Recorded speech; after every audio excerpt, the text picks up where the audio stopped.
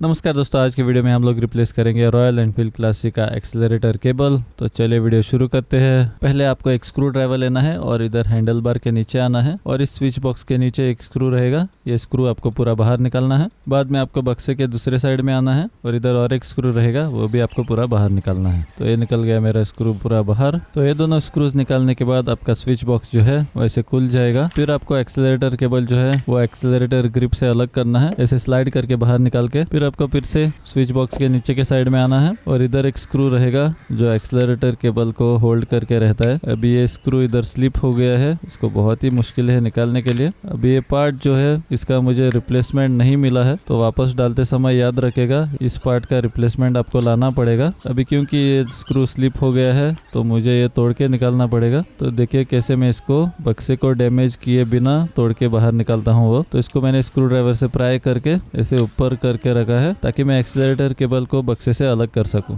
तो ऐसे खींचने से मेरा एक्सेलरेटर केबल जो है वो अभी इधर देख सकते हो बक्से से अलग हो गया है। तो मैं अभी इस पार्ट को बाहर निकालने को कोशिश करूंगा एक वाइस प्लायर लेके, जो बहुत ही अच्छा है, स्लिप हो गए हैं वो स्क्रूज या नट निकालने के लिए। तो इधर आप देख सकते हैं वाइस प्लायर से ऑलरेडी लूज हो चुका है। तो ऐसे आपको इसको पहले लूज करना है और फिर पूरा बाहर निकालना है। तो ये निकल गया मेरा ये एक्सटेंशन बाहर। इसका रिप्लेसमेंट मुझे नहीं मिला है, वापस डालते समय याद रखेगा इसका रिप्लेसमेंट लाने के लिए। लेकिन मैं इसके बिना ही इस केबल को वापस बिठाऊंगा, लेकिन आपको ये नहीं करना है, आपको इसका रिप्लेसमेंट ढूंढना है। तो फिर आपको आपके हेडलाइट की रिम असेंबली खोलनी है। तो इस स्क्रू को आधा ही लूज कीजिए, ऐसे पूरा मत निकाले, नहीं तो अंदर का क्लैंप नीचे गिर जाएगा। मैं निकाल रहा हूँ क्योंकि मैं इसको रिप्लेस करने वाला हूँ। इसके ऊपर मैंने ऑलरेडी वीडियो किया हुआ है, एंड स्क्रीन में उसका लिंक डाल दूंगा, आप बाद में उधर जाके वो भी वीडियो चेकआउट कर सकते हो। तो बढ़ते हैं आगे। तो अगली चीज जो आपको करनी है वो है इस एक्सेलरेटर केबल को ऐसे केसिंग के अंदर से खींच के पूरा केसिंग से अलग करना है। तो इसको अलग करने के बाद ये रहा मेरा नया एक्सेलरेटर केबल,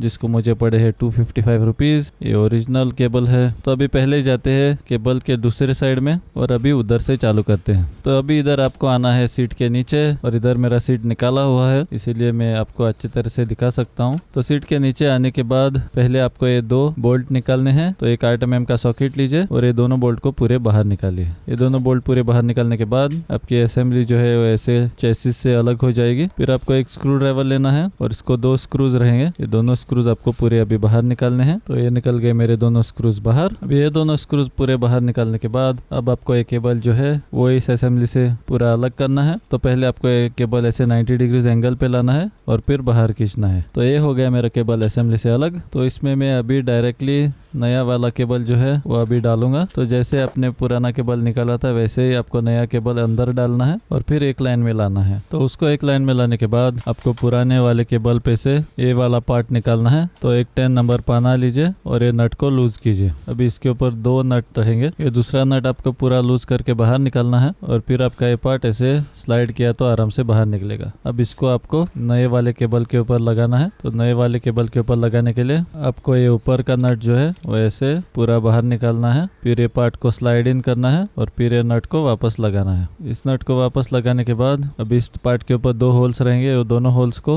ये पूरे असेंबली के साथ मैच कीजिए। और मैच करने के बाद जो 2 स्क्रूज आपने निकाले थे ये दोनों स्क्रूज अभी आपको वापस लगाने हैं। अब ये दोनों स्क्रूज इन पोजीशन डालने के बाद इसको थोड़ा टाइट कीजिए, ज्यादा भी टाइट मत कीजिए। और फिर आपको ये पूरी असेंबली चेसिस के ऊपर वापस बिठानी है। जो 2 8 mm के बोल्ट हम लोगों ने निकाले थे वो दोनों बोल्ट अभी आपको वापस लगाने हैं। और ये दोनों बोल्ट वापस इन पोजीशन डालने के बाद अब ये 2 बोल्ट 2 स्क्रूज और नट जो इस असेंबली पे है उन सबको अभी आपको अच्छी तरह से टाइट करने हैं। तो वो टाइट करने के बाद अभी बढ़ते हैं आगे दूसरे केबल के पास। इस एक्सेलरेटर केबल को एक साइड में 2 केबल्स रहते हैं और एक साइड में 1 केबल रहता है। तो अभी वो दूसरा केबल कार्बोरेटर को कनेक्टेड रहता है, वो अभी आपको छोड़ना है। तो एक 10 mm का पाना लीजिए और इस केबल को इधर नीचे और ऊपर एक नट रहेगा, ये 10 नंबर के 2 पाने लेके ऐसे आपको इन दोनों को लूज करना है। और नीचे वाला जो है वो ऐसे पूरा लूज करके केबल के ऊपर नीचे स्लाइड करना है। फिर आपको एक्सेलरेटर लीवर जो है वो ऐसे ऊपर पुश करके रखना है और ये केबल जो है वो उसमें घुसा हुआ रहता है,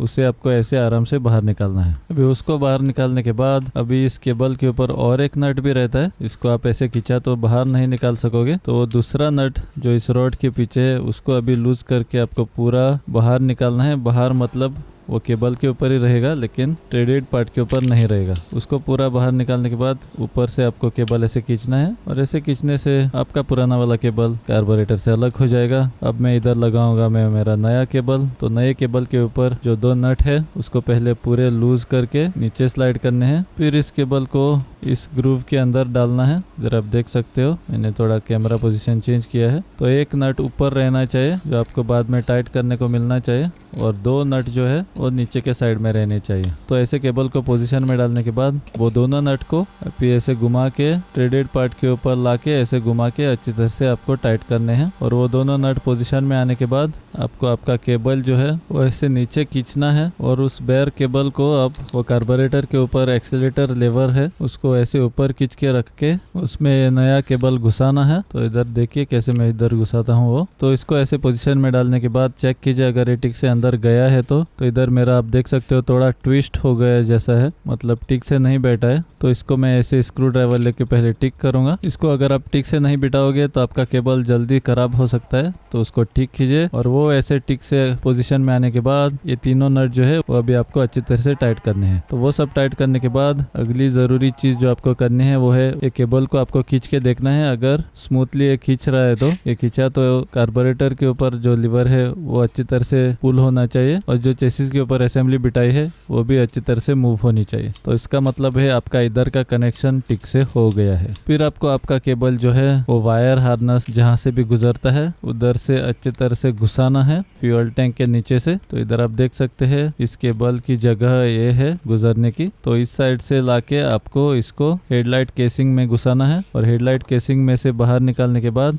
उसको आपको केसिंग में से उस होल से बाहर निकालना है जहाँ से आपने पुराना वाला केबल खींच के बाहर किया था। तो अभी आपको इस साइड से इसको अच्छी तरह से बाहर खींच के इधर के कनेक्शंस चालू करने हैं। तो इधर पहले केबल आपको इस स्विच बॉक्स के अंदर ऐसे घुसाना है। अभी इधर मुझे वो वाला पार्ट नहीं मिला है जो निकालते समय इधर था, तो मैं ऐसे इसको फिट करूंगा। तो अगर आपको वो पार्ट नहीं मिलता है तो आप डायरेक्टली भी इसको ऐसे बिठा सकते हो। फिर आपको केबल को एक्सेलरेटर ग्रिप को कनेक्ट करना है और ऐसे रोटेट करके देखना है अगर वो स्मूथली घूम रहा है। तो अगर ठीक से घूम रहा है तो फिर ऊपर का कवर इसके ऊपर डालिए, और नीचे के 2 स्क्रूज जो आपने निकाले थे वो अभी आपको वापस लगाने हैं। ये दोनों स्क्रूज वापस लगाने के बाद इधर आप देख सकते हो कि मैंने नए वाले स्क्रूज लाए हैं। ये इसलिए क्योंकि स्क्रूज जब पुराने हो जाते हैं तो ये स्लिप हो जाते हैं। तो अगर कभी भी आप ये बक्सा निकालते हो और इसके स्क्रूज स्लिप जैसे हो गए हैं या रस्टेड जैसे हो गए तो उसको आपको नए वाले से रिप्लेस करना है। और वो दोनों स्क्रूज डालने के बाद आपका एक्सेलरेटर ऐसे घुमा के देखिए, अगर स्मूथली घूम रहा है ऐसे वापस आना चाहिए अगर आपने घुमाया तो ये रिस्पॉन्स अगर आपको मिलता है तो कॉन्ग्रेचुलेशंस, आपका एक्सेलरेटर केबल रिप्लेस करके हो गया है। तो उम्मीद करता हूँ ये वीडियो यूजफुल था। अगर ये वीडियो यूजफुल था तो लाइक और शेयर जरूर कीजिए, और अगर आपने मेरे चैनल को अभी तक सब्सक्राइब नहीं किया है तो सब्सक्राइब कीजिए और बेल आइकन का दबाएं ताकि मेरे लेटेस्ट वीडियो का नोटिफिकेशन आपको आ जाए और इससे आपको कोई भी मेरा नया वीडियो मिस नहीं होगा। तब तक के लिए this is Raison Fernandes signing out, until we meet again.